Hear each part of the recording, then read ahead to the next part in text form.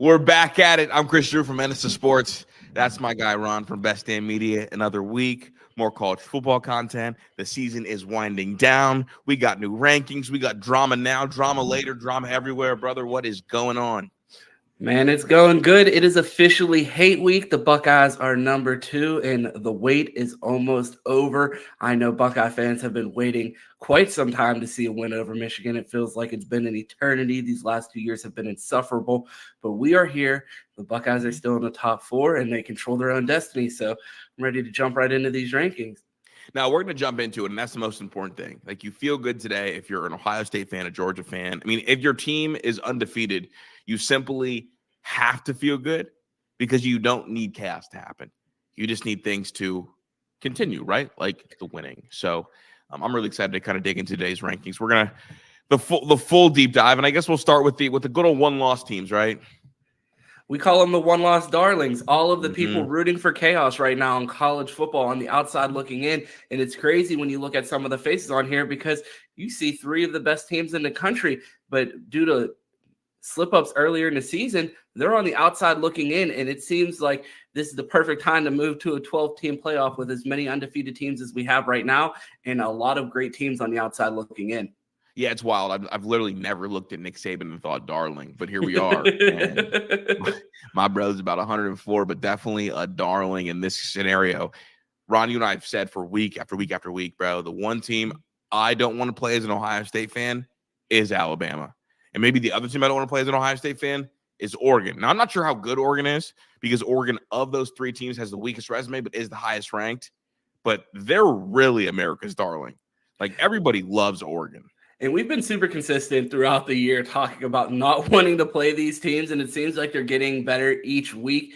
And to see them sitting on the outside looking in, and I feel like we talk about this every week during the instant reaction, it seems like the committee is making a statement by keeping Alabama behind Texas firmly, regardless of how good Alabama looks. And like we said, they play the games for a reason. I heard Joey Galloway on the ranking show talking about, well, if you use the eye test, I think Alabama is the better team. Well, then what's the point of scheduling these non-conference games early in the season if you're not going to be rewarded for the win if Nick Saban gets his team rolling towards the end of the year? No, that's an absolute fact. And it's funny because in most sports, it's not always the best team that wins. It's the team that gets the breaks. And Alabama didn't have enough breaks against Texas. Texas got the win. If they were to play again, I'm sure Bama would win. But that's the thing that makes college football so great, right? Like, you don't get that second shot. Every game's a playoff game. And as soon as you lose one, you take things out of your own hands. And that's what Alabama did. Now, Alabama got a lot better. It's crazy to think. Alabama went from a good start to then that one blunder, then they bench Milroe, then Milroe comes back and is playing like a top 8 quarterback in the country, and they look like they're getting better and better and better. Texas, on the other hand, has kind of looked like a team that maybe hit its ceiling under Quinn Ewers. They looked vulnerable last week, vulnerable the week before. Things weren't clicking, had a couple close scares. And then, meanwhile, all this is happening. Dan Lanning and them, they've been a better team than everybody they've played, including Washington. But a coaching blunder took them out of that game, and now Bo Nix has turned into the man. Like, Bo Nix is now the best quarterback in Oregon history, and they might not make the playoffs because they lost that game to Washington. There's absolutely something in the water in Eugene. They need to test it. These coaching blunders by the past 2 coaches at Oregon, Mario Cristobal with one at Miami this year, and Dan Lanning with another one. They need to test the water because something is going on with these coaching blunders. Yeah, no, it is. And honestly, like, Dan Lanning, it was so unique from him because in that game against Washington, he, instead of trusting the unit that I think is their best unit, which is their defense, he decided to roll with Bo Nix. And I'm like, okay, like, look, Ron, I love Bo. Bo doesn't deserve the Heisman, but he might win it. And I do want my NFL team to draft Bo. But that Oregon defense is the real deal. Now, again, this may be a case where 2 of the best 2 teams in college football might not make the playoff. And honestly, I'm here for it. But the ultimate chaos scenario is going to be if Bama beats Georgia. Because then what do you do? I mean, you're going to have to sound the alarms in ESPN studios because they can't not have an SEC team in the playoffs. It's going to be tough to see. And we've seen other conferences get let out, and it's really going to put that committee to the test if we see the SEC on the chopping block, because we may see the first ever playoff without an SEC team in that scenario. This is for you, Ron, and this is also for the chat. How would you rank Oregon, Texas, Alabama if you had to rank them? Are they properly ranked, or would you swap something around? I would rank them Alabama 1, Oregon 2, Texas 3. I agree with what Joey Galloway said, but at the same time, you play the games for a reason, and you have to give Texas credit for beating Alabama and give them that opportunity to go lose that game in the playoffs if they end up getting there. So yeah, I think that's the ranking I would go with. You know what my issue with 6, 7, and 8 is? Oregon has the worst resume, but they're the highest ranked. The best thing on Oregon's resume is a loss to Washington that they should have won. That's like good loss territory. It's funny because I would probably pick Oregon in the game over Texas or over Texas at least. But if I were to rank them, I think the committee should rank them Texas, Alabama, Oregon. I mean, we've talked about it all year. Texas has the best win in America. Yeah, they do. And then, but if you put Alabama at 6 or 7, it's less gymnastics, because then it makes sense if they do win that game against Georgia for them to move up into the top 4. Right now, if they beat Georgia, can you justify them moving all the way up? I don't think so. As long as Texas keeps winning, and then there's so many people ahead of them, it feels like these 3 aren't moving for a reason. Because, I mean, again, they mentioned on the college football playoff show that that they feel like the committee really believes in these top 5, and that's why you haven't seen any movement 6 through 8. Yeah, that is a fact. Now we do, Ron, have a new number 5 team in the country. Florida State, their win last week came at quite the cost, and that cost was Jordan Travis, who had the horrific injury, bro. I felt so bad for him because he's a kid that was having such a big-time season and was kind of, I mean, a special season for Florida State. He goes down. You got the album cover up there. Nothing was the same. Nothing was the same. You hate to see them slide after this, but we talked in the pregame show last week. We talked on the instant reaction last week, and we said Washington has a better resume than Michigan, Florida State. They should be ahead of them already, and then it's unfortunate to see Jordan Travis go down with the injury, but it makes it that much easier for the committee to slide Washington up ahead of them, and you see Florida State drop out of the top 5. I think that they go down to Florida this week, and if they don't, I feel like they fall in the ACC championship. So I feel like that would have been sorted out for them regardless, but the committee goes ahead and rips the Band-Aid off already and slides Florida State to 5. Yeah, which is the right call. And honestly, I think they would have slid to 5 no matter what happened with Jordan Travis.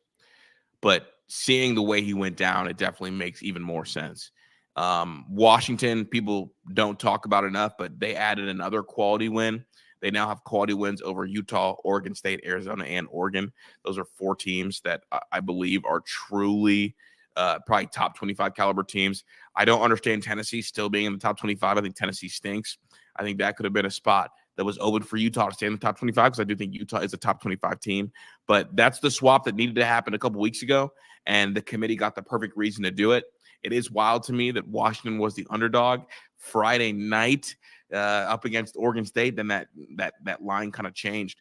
Washington's been playing really, really good ball. It's funny because even though they're at 4, I still think they are also slided a little bit in terms of where their ranking should be. Yeah, they mentioned on the show that if you look at these resumes and you're using resume and eye test, if you're using the eye test, Michigan has not looked good for the past 2 weeks.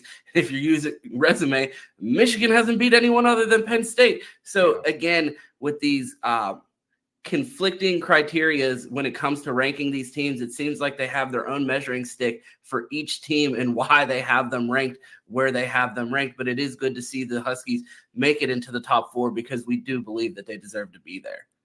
Yeah, it's funny because one of the tricky situations is going to be what do you do if both Washington and Florida State win out? You can put them both in, but then you kind of run into the issue if Georgia loses.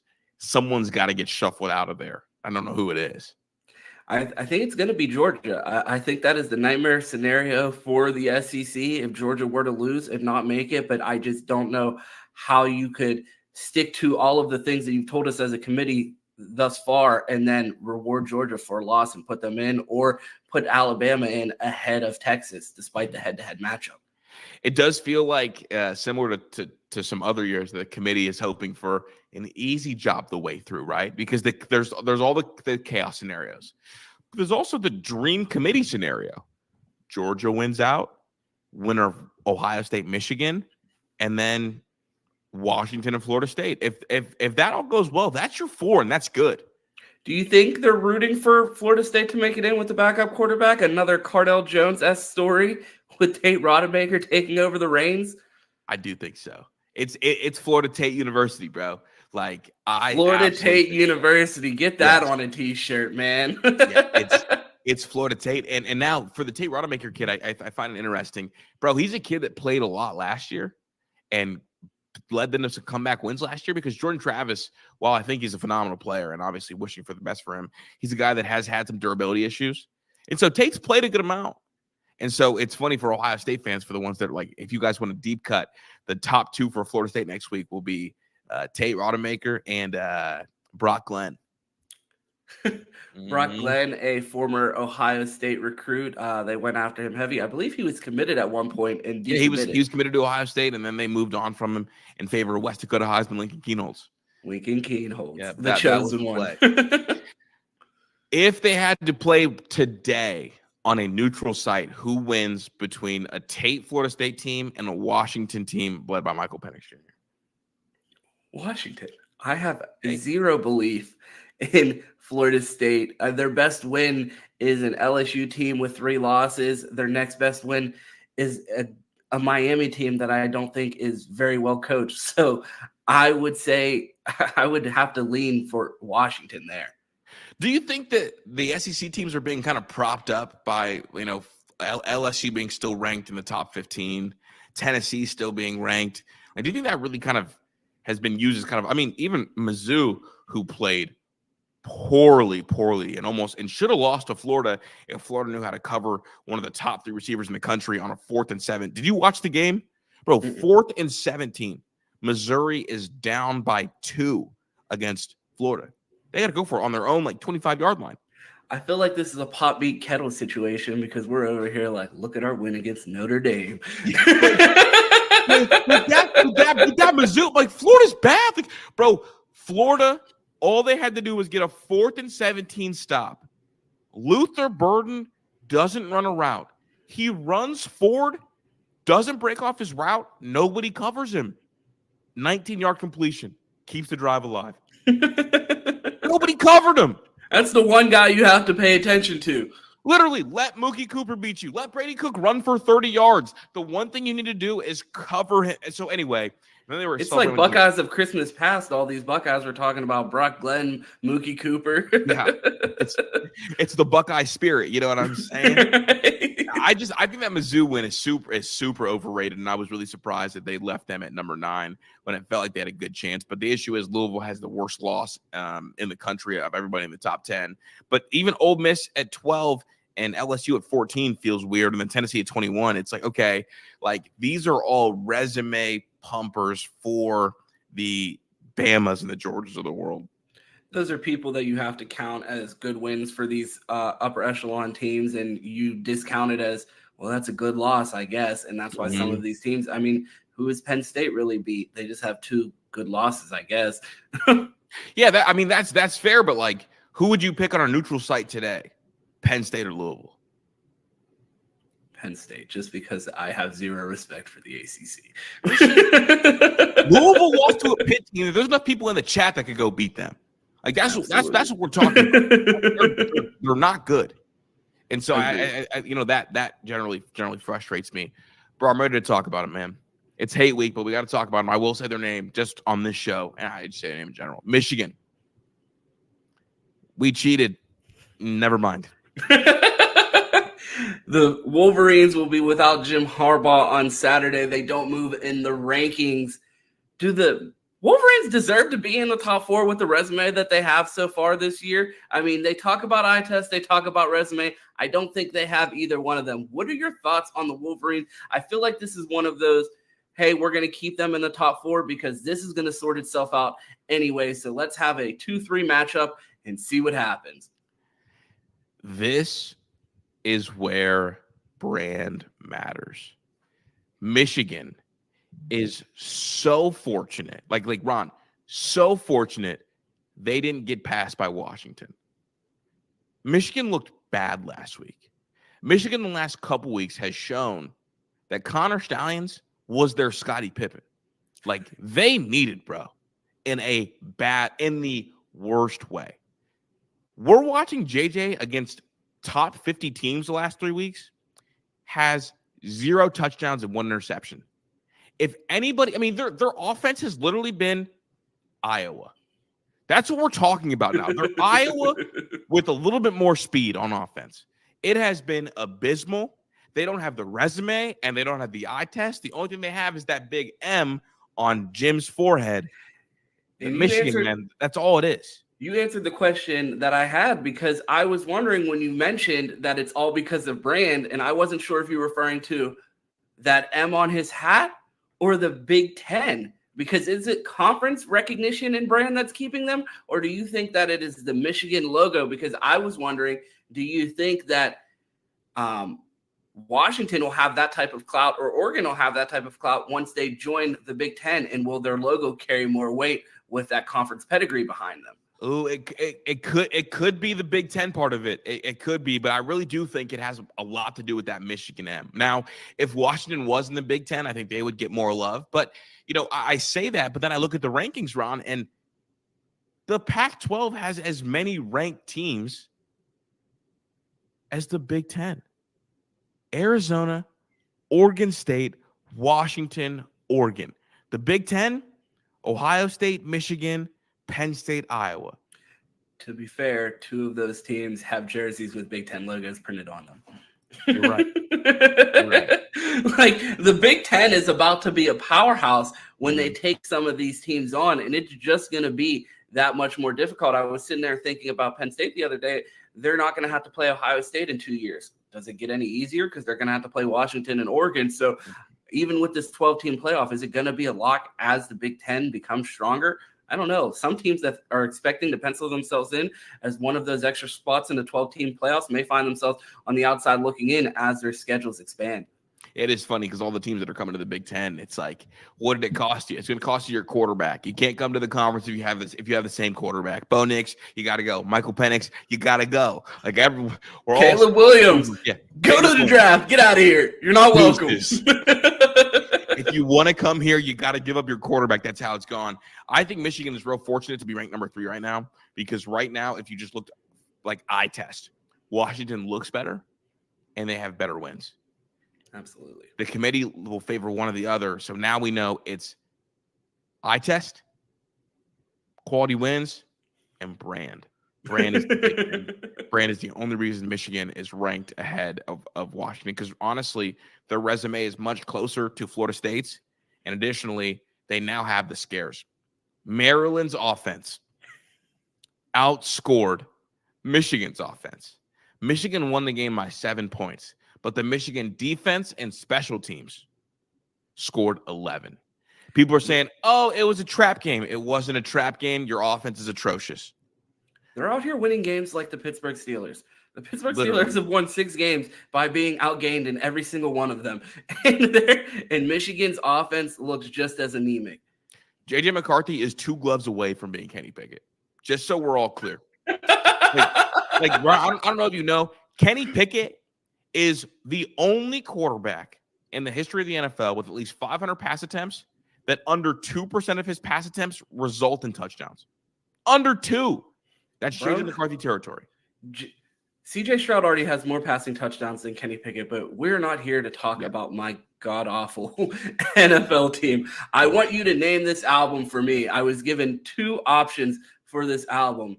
It was watching games with the sound off or driving Hondas with the sound off? I'll let you go from there. Definitely Hondas with the sound off. Ode to Mac Miller. We did album covers for all of the undefeated teams. The Buckeyes remain at 2.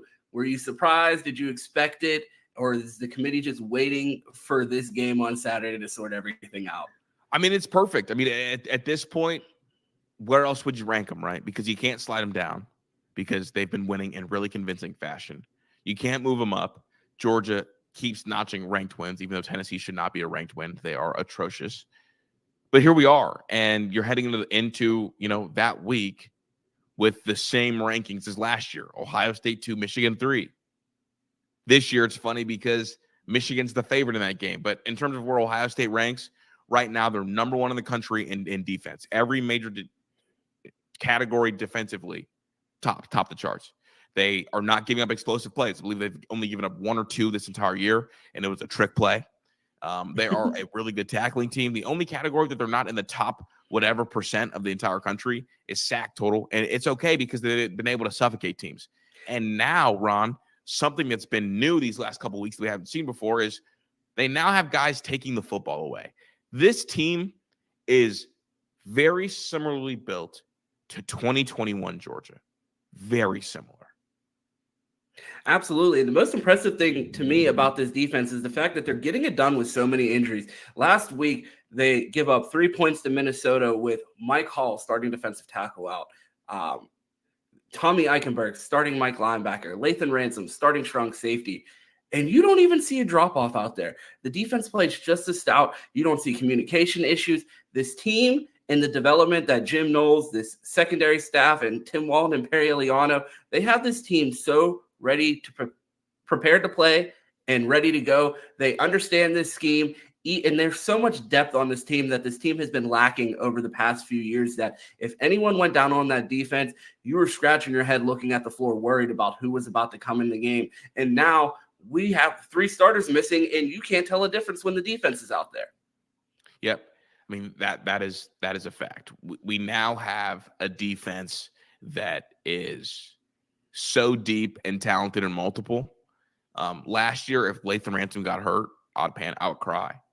Like he broke his thumb, and I thought it was all over because a lot of times guys don't play through that. So I mean, this year it has been very, very different. But it's been exciting to kind of see the evolution and to see Jim Knowles' guys continue to get better. I think this is the best defense in the country. I think last year this would have been the best defense in the country, and I think the year before that would have been the number 2 defense in the country. That's how good I think they are as a whole. I think Denzel Burke's an NFL player. Lathan Ransom's an NFL player. The whole D line, while maybe not first rounders, I think they're all defensive, like NFL players. Whatever you say about Tommy Eichenberg, Steel Chambers, they're both NFL players. Cody Simon might be somewhere on some Sunday. You might see him starting for the Browns. I mean, they have dudes, and I feel like right now they're starting to hit their stride at least. Yeah, definitely could see him playing for the Browns. We saw Ronnie Hickman getting in the game this past Sunday. Yeah, and I think Tanner McAllister's on the practice squad with the Browns too. Shout out to them looking out for the Buckeyes. We got one more team to get to before we preview the game. The Georgia Bulldogs stay at number 1, and they continue to look like they are getting better each week. They're rounding into Death Star form. We were talking about maybe Ohio State figuring out how to get all things rolling on offense and moving into that position, but their whole offense has not been entirely healthy except for one game, and that was Ole Miss, and we saw what that looked like. Yeah, the return of Brock Bowers, unreal. Like, bro accomplished everything you would want. Like, literally everything you would want from a college tight end. All of it. He went back to back. He won the Mackey. He dominated start to finish in the SEC. He did it all. And guess what? Bro said, nah, I love football too much. We're going for the three-peat. I'm my team's best wide receiver and best tight end and probably best player. And we're going to go be absolutely unstoppable. Kirby Smart has built a terrifying machine over there. He really is the emperor. And this is kind of the territory where you hope the Skywalkers are in the Big Ten. So just, in totality, they deserve to be the number 1 team. It's been set up, honestly, from the first ranking, they should have been the number 1 team. And they now have the eye test, the resume, and the brand, the 3 things that mean so much. Absolutely. But the only thing that really matters this week is the game. You have birthdays to celebrate this week. It is a holiday on Thursday, but your life has been consumed by one thing. One thing. One thing. Ohio State, Michigan. Absolutely. My mom's birthday falls in this week. Thanksgiving falls in this week, and they all play second and third fiddle to the game. It is all I've been thinking about. I cannot sleep. I feel like it's Friday every single day. I have a pit in my stomach, and all I want to do is experience a win. It's been since it feels like I haven't had cheesecake since 2019. It's crazy because I am new to this media landscape. Chris Drew, a radio legend, has been in front of a microphone for years. But my entire existence in front of the camera and microphone, the Buckeyes have had zero bragging rights to this team up north. And I am just praying that comes to an end because Michigan fans have been insufferable. And I know that if the players and coaches have heard the things that have been said on the timeline about them, our program, and the university, they will be more than ready to go on Saturday because it has been ridiculous these past 2 years. Yeah, it's never been bigger. It's never been bigger. You have the scandal, obviously, that took place, and you know the personal jabs between the two coaches, in particular Jim Harbaugh, who really actually despises Ryan Day from the looks of it, and the final year of a 14 playoff, and you can't afford to watch Michigan win 3 in a row because then you're going to start to get a whole group of high school kids that have not seen Michigan or Ohio State beat Michigan in their entire high school career. And then finally, something that's really kind of underrated at this point, you want to beat Michigan and you want to beat them bad. You want to make a statement because you know what that could do, Ron? That could flip you to number 1. And then it could be Ohio State taking on Florida State in that first round. And that is a more advantageous matchup. That is what you want. Absolutely. The Buckeyes have not had the luck of the draw when it comes to these rankings, when it comes to seeding in the college football playoffs. They've had some tough matchups and haven't really been able to skate and find an easy matchup in the first round. And if the Buckeyes are able to put on an impressive performance against the team up north, especially being in Ann Arbor, I do think that they can put enough on film to leapfrog them and put themselves in a position to play a team that's down their top quarterback and one of their best players. So I think having that advantage would be huge, and the Buckeyes need to have that in the back of their head when they go out there and try to punish the team up north on Saturday. Yeah, that's a fact. And again, the committee's going to go back to 4 best teams when it gets to those Final Four, and that's how they're going to order them. And if you're Ohio State, you want to be 1 because that's an easier matchup in the draw. So, you know, you want to win. You want to win big, and if you win big, what that does is remove doubt. So now, like, the belief is going to be, okay, like Michigan, it was a close game. Are they still a top 4 team? No, shut the door on them.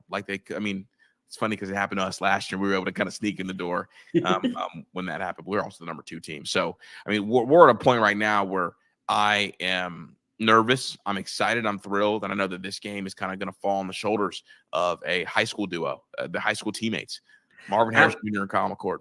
Absolutely. We saw one of the greatest walk-offs, and I think in sports history, I'll go as far as saying that. Seeing Marvin Harrison Jr. look back out into the shoe after his final game, it really hit you that we just watched a generational experience as far as having Marvin Harrison Jr., and we're looking for a storybook ending of these 2 high school teammates getting it done and finally overcoming their foe of the team up north. Marvin Harrison Jr. said he had 3 goals this season to beat the team up north, make it to Indy and play in the stadium that his father played in for the Big Ten championship, and then compete for a national championship. All three goals are still on the table if the Buckeyes continue to win out.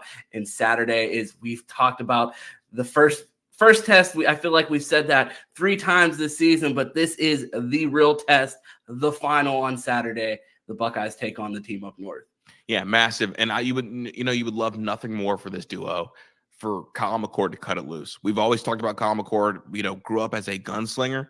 We haven't really seen it so much from him this year. If you're going to see it in one game, you want to go out on your own terms, you want to play your own way. I mean, it's going to take kind of maybe that kind of effort. And honestly, we talked about Marvin Harris Jr. has been so impressive. 50-50 balls aren't 50-50 balls. They're 80-20 balls. And, if you get him in the slot against Little Mike Sanderstill, take that shot. You get him one-on-one, take the shot. Will Johnson blanketed, don't care, take the shot. So it's going to be up to these two to really get this offense going. You bring up Little Mike, and I have to bring it up before we get out of here. I just saw a clip earlier this afternoon of Little Mike breaking up a pass on giant farmer Gronk Kate Stover in the corner of the end zone. It brought back flashbacks and nightmares from this past season. I hope that Kate Stover is able to overcome those demons and be able to get the best of Little Mike this Saturday. But he's a tough guy out there, and I feel like the Buckeyes are going to have their hands full with Little Mike. You know, it's funny. Cade Stover had a couple drops in the spring game, and I was so angry. He's got 0 drops this year. None. The work Knock works. on wood. He's due for one. Don't do that. Get us out of here before you get us cursed, Chris Drew. Let the people know where they can find you. I'm Chris from Minutes of Sports. You can find me every single weekday at noon talking all things college football, you know, or out in the universe talking football too, or with Ron here. And I can't wait for Saturday. Yeah, if you want to find me, you can find me on Twitter at 2Ts. That's 2_TES. You can find me every day on the Best Damn Media YouTube platform. We are live for the Buckeye Roast every morning, Monday through Friday at 8 a.m. Chris Drew and I do the college football pregame show on Saturdays at 10 a.m. And, of course, the flagship Buckeye BS every Sunday at 10 a.m. on the Best Damn Media YouTube. And, of course, you can find us here on the Bleacher Report app in the Ohio State team stream. Big shout out to Bleacher Report for having us. We will be here on Bleacher Report for an instant reaction after the game on Saturday, so make sure that you are tuned in. We appreciate you guys hanging out with us here for the instant reaction for the college football playoff rankings. Go Bucks and OH. I